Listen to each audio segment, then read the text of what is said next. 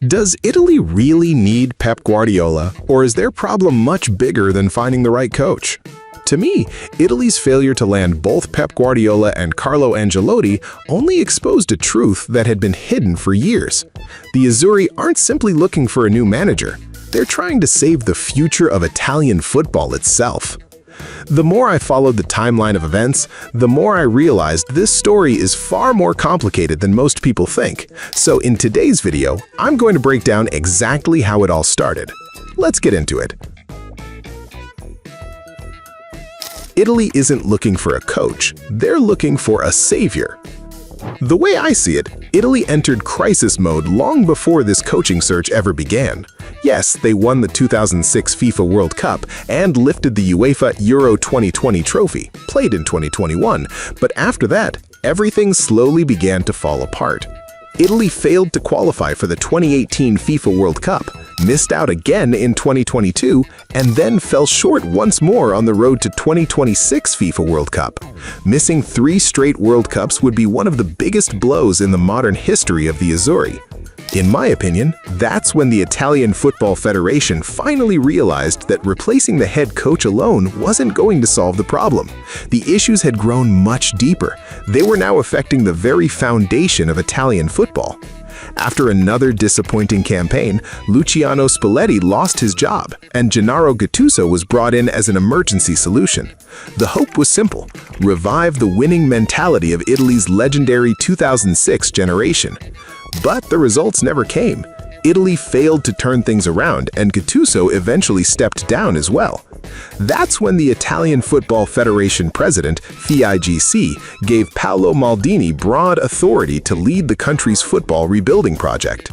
To me, that decision completely changed the direction of the story. From that moment on, Italy was no longer searching for just another head coach. They were looking for someone capable of rebuilding the identity of the Azzurri and laying the foundation for a return to the top by the 2030 FIFA World Cup. Carlo Ancelotti was Italy's first choice, but they couldn't get him. A lot of people assume Pep Guardiola was Italy's first choice, but that's not actually what happened. Based on multiple reports I've seen, Paolo Maldini's first call was to Carlo Ancelotti, and honestly, it's easy to understand why. Ancelotti is the most successful Italian manager of the modern era. He's won the UEFA Champions League 5 times and has captured major trophies with clubs like AC Milan, Real Madrid, Chelsea, Bayern Munich, and Paris Saint-Germain. On top of that, he previously served as an assistant to Arrigo Sacchi with the Italian national team, giving him a deep understanding of the culture and identity of the Azzurri. That said, I also think Ancelotti had good reasons for turning the job down. At the time, he had just begun his project with Brazil and chose to honor that commitment, even after Brazil failed to meet expectations at the 2026 FIFA World Cup. More importantly, rebuilding Italian football isn't a 2 or 3-year project. The federation wasn't simply looking for a manager. They wanted someone to lead a long-term rebuild that included youth development, a new football philosophy, and alignment across every national team age group. At this stage of his career, I think Ancelotti was more interested in pursuing short-term success than taking on a massive rebuilding project whose results might not be seen for several years. Pep Guardiola became Italy's biggest dream. After Ancelotti declined the offer, Maldini turned his full attention to Pep Guardiola. In my opinion, this is where the real drama began. Reports suggest that Maldini and Leonardo personally met with Guardiola in Barcelona. They weren't just offering him the job as Italy's head coach, they were offering him the opportunity to reshape the future of Italian football from the ground up. The Italian Football Federation was reportedly prepared to give Guardiola extraordinary freedom, choosing his own coaching staff, influencing youth development, and creating an entirely new football identity for the national team. That tells me Italy wasn't simply looking for someone to win matches. They wanted the kind of football Guardiola had already delivered at Barcelona, Bayern Munich, and Manchester City. When I look at the bigger picture, I think Italy's motivation is easy to understand. They see countries with clear football identities. Spain has maintained a possession-based philosophy throughout every level of its youth system for years. Germany has committed its long-term future to Jurgen Klopp. Meanwhile, Italy feels like it has lost its own identity. They're no longer the defensive powerhouse they were during the era of Fabio Cannavaro, Gianluigi Buffon, and Alessandro Nesta, but at the same time, they haven't evolved into a modern team capable of controlling matches through possession either. That's why Guardiola was viewed as the perfect candidate, not just to win football matches, but to give the Azzurri a clear identity again. Guardiola said no. Then, Pirlo entered the picture. In the end, Pep Guardiola turned down Italy's offer. According to multiple reports, Guardiola said he was honored by the opportunity, but didn't feel ready to return to coaching after spending so many intense years at Manchester City. In my opinion, that explanation makes perfect sense. Guardiola is known for his obsessive attention to detail. He's a coach who thrives on working with his players every single day, constantly refining tactics and improving every aspect of their game. Managing a national team is completely different. You only get to work with your squad a handful of times each year. That rhythm simply doesn't match Guardiola's coaching philosophy. The reaction on social media was immediate. Many Italian fans were disappointed, while others completely understood his decision to take a break and spend more time with his family. After missing out on both of their top targets, Italy reportedly began considering Andrea Pirlo as an alternative. That's when the debate really took off.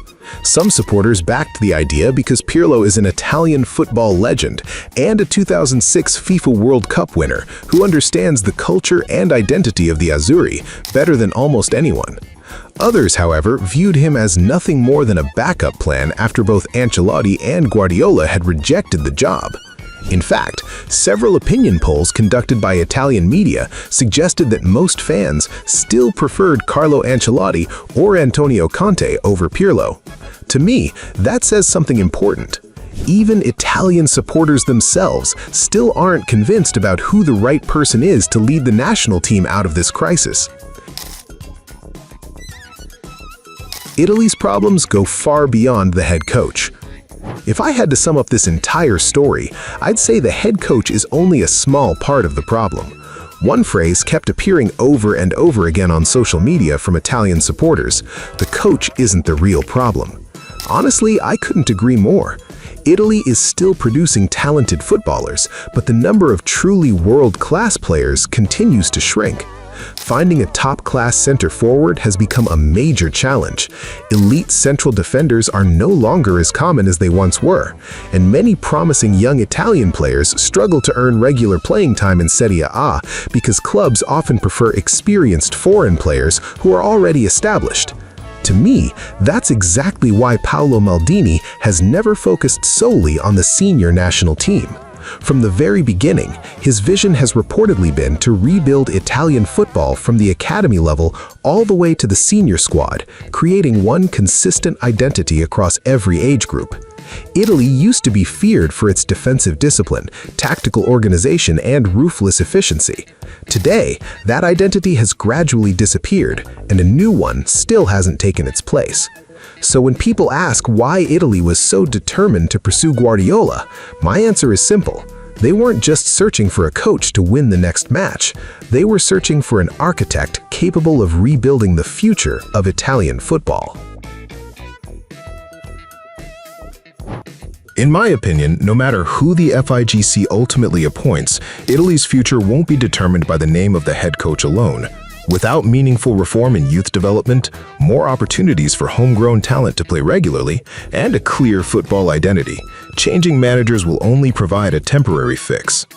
The stories involving Ancelotti, Guardiola, and Pirlo are just the surface of a much deeper crisis.